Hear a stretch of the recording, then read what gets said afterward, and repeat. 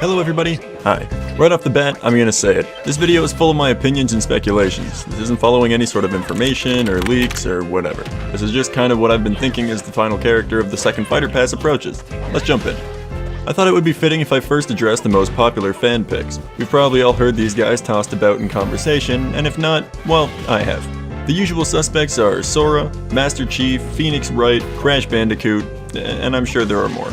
Unfortunately, some of the characters people wanted have already become Mii costumes, but nonetheless, I feel like these four are pretty popular in the online space right now. Personally, I see no shot for Sora or Master Chief. Sora is just an enigma held back by Disney, plus when I think of what he would be doing, I just think of Hero every time. He's got the magic, he's got the menus, sword fighter, I don't know. And while Halo has a new game coming out soon, as a Smash fighter, I just don't think Master Chief does enough in his games.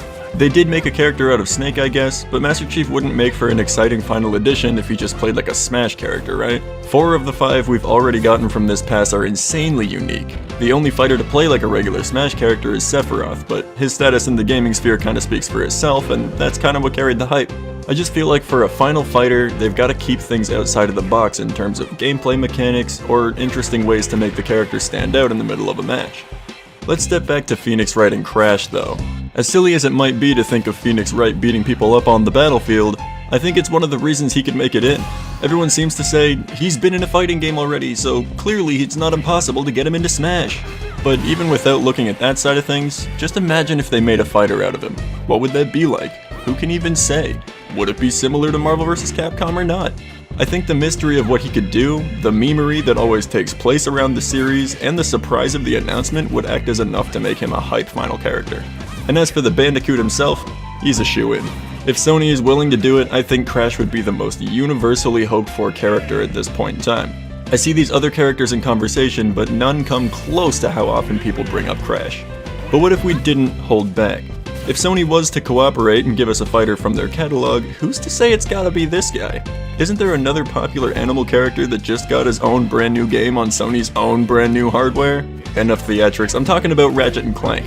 This character has done so much throughout his lifespan in gaming, and to create a moveset around that would be nothing short of incredible, I think. So many different weapons, so many things Clank can do independent of Ratchet, so many silly character quirks. If they went this route for a Sony rep, I think it would be the perfect amount of thinking outside of the box to bring a ton of hype towards the end of the Smash DLC. Not to mention, Nintendo is all about that alternative costume stuff in Smash, so maybe we'd see the female Lombax make an appearance here as well.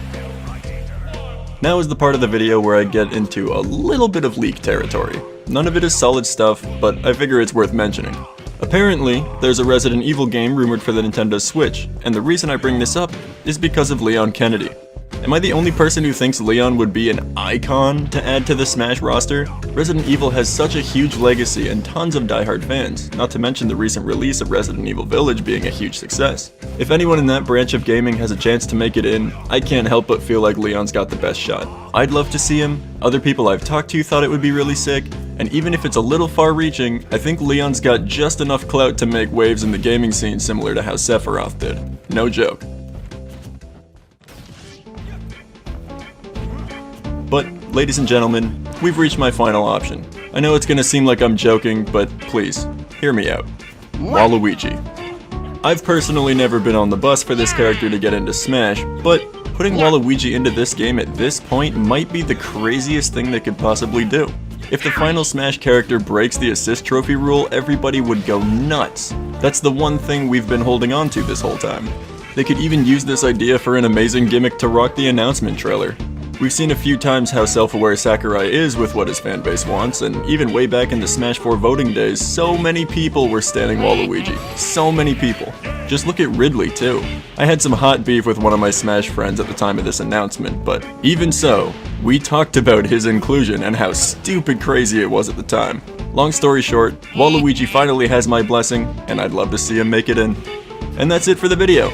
Let me know what your predictions are in the comments, and leave some reasoning there too. There has to be like 1,000 characters that I didn't personally think about while writing this script that would be crazy picks, but it's up to you guys to enlighten me.